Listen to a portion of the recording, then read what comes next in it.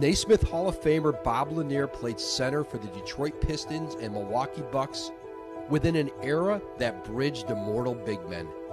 Wilt Chamberlain to Kareem Abdul-Jabbar, Willis Reed to Moses Malone. Lanier was an all-star among all-stars. The big guy heads to the hoop, off glass, and Lanier to Bob Lanier. How do you stop that? Away. A deft left-handed hook backed with the brute strength of a Buffalo winter. The big guy is only great. As a young man in that upstate New York town, he eventually earned a scholarship to nearby St. Bonaventure University and transformed the Bonnies into the smallest school to ever advance to an NCAA Final Four.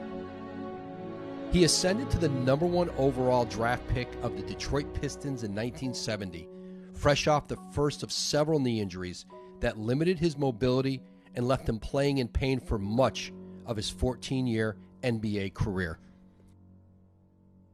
Beyond the court, Lanier's life forever stood on the side of progress and principle, beginning with his joining of Abdul-Jabbar, Elvin Hayes, and Spencer Haywood in declining invitations to play for Team USA in the 1968 Mexico City Olympics, a protest born of the treatment of Black Americans stateside. He was voted the president of the National Basketball Players Association and played an immense role in the union's advances in collective bargaining.